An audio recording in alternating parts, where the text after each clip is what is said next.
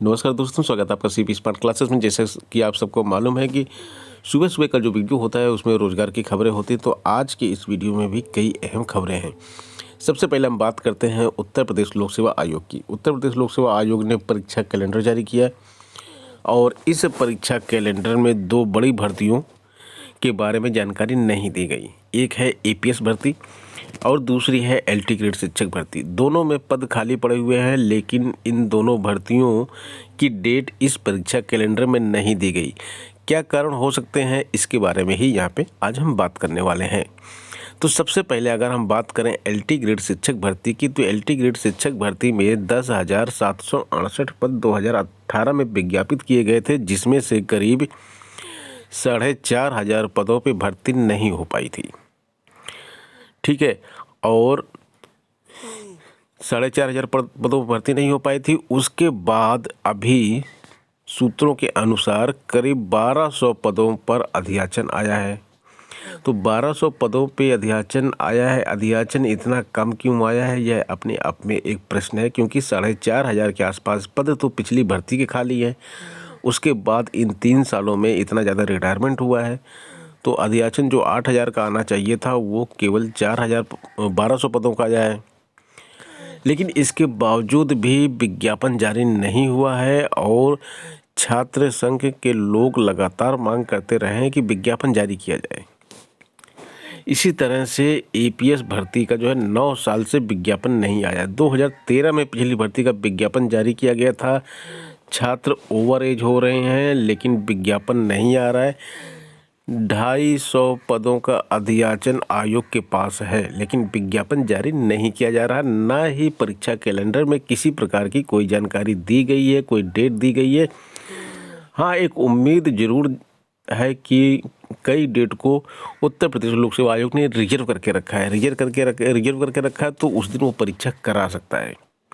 अब बात करते हैं यूपी टीईटी की। यूपी टीईटी की परीक्षा जैसे तैसे संपन्न हो गई और इस परीक्षा में जो पेपर रिपीट का मामला है उसके बारे में अब कोर्ट का जो आदेश है उसके हिसाब से तो ये परीक्षा रद्द होनी चाहिए, क्योंकि इसमें 80% से ज़्यादा क्वेश्चन रिपीट हुए हैं, जबकि हाई कोर्ट का आदेश है कि 40% से ज़्यादा प्रश्न रिपीट नहीं करने होते हैं।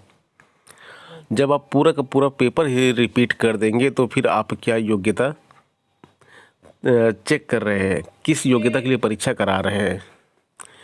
तो शिक्षक पात्रता परीक्षा की जो उत्तर कुंजी है वो 27 को जारी हो जाएगी और इस उत्तर कुंजी के बाद आपको पता चल जाएगा कि कितना जो है आपके क्वेश्चन सही हैं, आप पास हो रहे हैं, आपका एग्ज़ाम क्लियर हो रहा है या नहीं हो रहा है।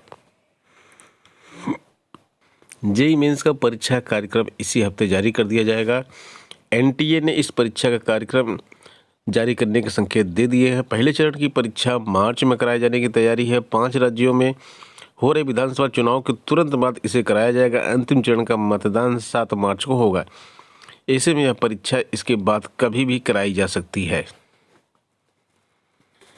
हाई कोर्ट ने कहा कि अंतिम परिणाम के 2 साल बाद आपत्ति का अधिकार नहीं है। 2018 की सहायक अध्यापक भर्ती की उत्तर पुस्तिका के मूल्यांकन के बाद मिले अंक पर आपत्ति न कर 2 वर्ष बाद दाखिल याचिका पर हस्तक्षेप करने से इनकार कर दिया है। कोर्ट ने कहा कि 2018 में ही पुनरीक्षित अंतिम परिणाम घोषित किया गया था। याची ने उस समय कोई आपत्ति नहीं की। अंतिम रूप से घोषित परिणाम पर बाद में आपत्ति करने का अधिकार नहीं है। यह आदेश न्यायमूर्ति आर अग्रवाल ने वंदना गुप्ता की याचिका को खारिज करते हुए देखा।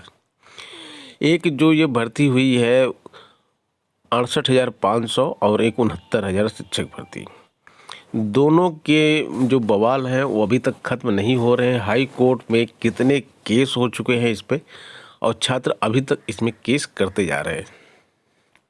बात कुछ यूपी टीईटी परीक्षा की करते हैं। यहाँ पे देखिए लिखा हुआ है और यहाँ पे कई सालवरों जो है पकड़े गए हैं। 40 सदस्य गिरफ्तार किए गए हैं।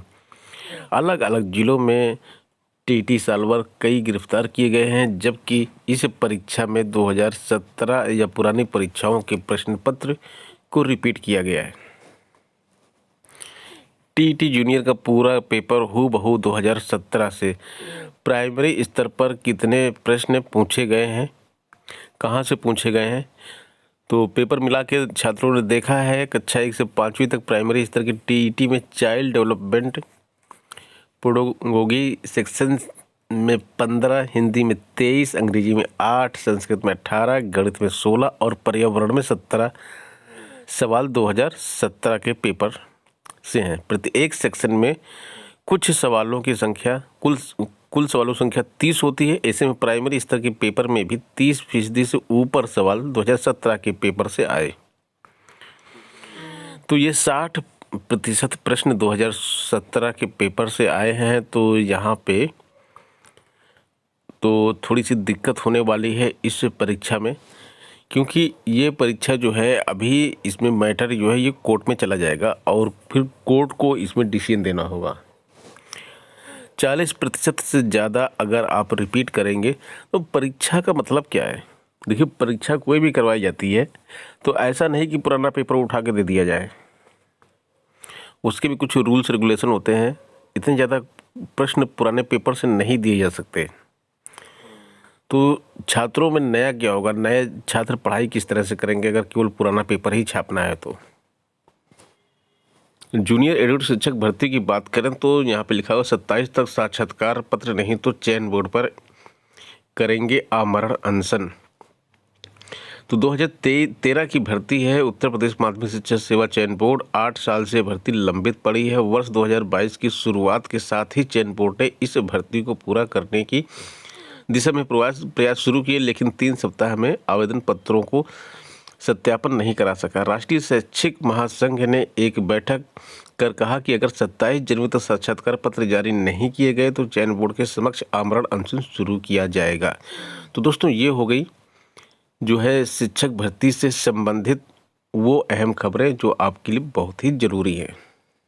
अब एक नई वैकेंसी के बारे में आपको बता दें। इंडियन ऑयल कॉरपोरेशन IOCL में वैकेंसी आई है और ये वैकेंसी डिप्लोमा होल्डर के लिए और ITI के लिए आई है।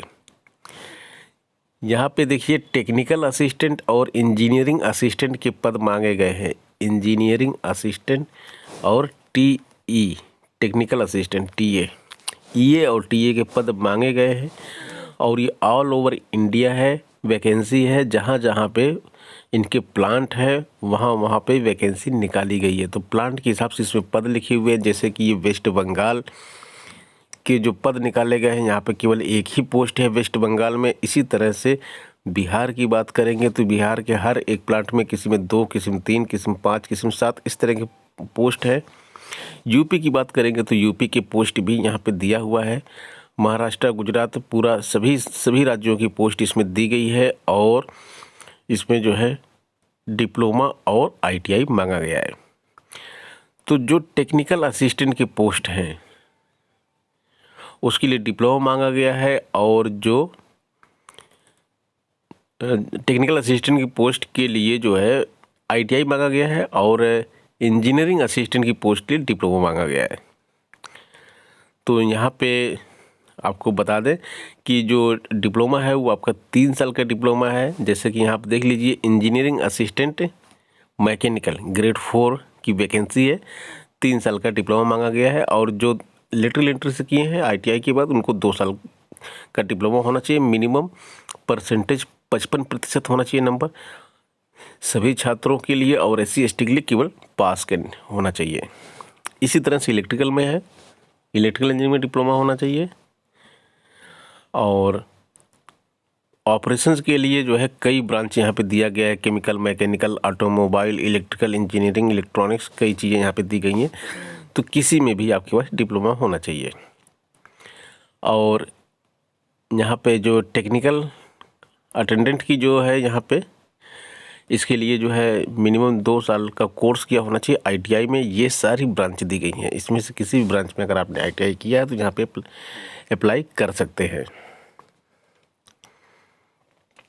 पे स्केल की बात करेंगे, यहाँ पे कितनी सैलरी मिलने वाली है। तो यहाँ पे जो इंजीनियरिंग असिस्टेंट है उनकी पे स्केल जो है 25,000 से लेके 1,05,000 तक जाएगी और सैलरी ग्रेड जो होगा वो टेक्निकल असिस्टेंट का जो होगा वो 23,000 से लेके 78,000 तक की जाएगी। ये बेसिक पे है। इसके साथ साथ DA HRA भी मिलता है और अन्य जो वहाँ पे फैसिलिटीज़ मिलती हैं वो भी बेनिफिट्स होते हैं वो सब भी मिलेंगे। तो इसमें आप अप्लाई कर सकते हैं। एक अच्छी वैकेंसी है और ये जो PDF है इसको मैं टेलीग्राम ग्रुप में भेज दूंगा। टेलीग्राम ग्रुप ज्वाइन नहीं किए हैं तो डिस्क्रिप्शन बॉक्स में उसका लिंक रहता है, आप वहाँ से ज्वाइन कर सकते हैं। तो मिलते हैं दोस्तों नेक्स्ट वीडियो में कुछ नई अपडेट नई जानकारी के साथ। बने रहें आप CP स्मार्ट क्लासेस में। धन्यवाद।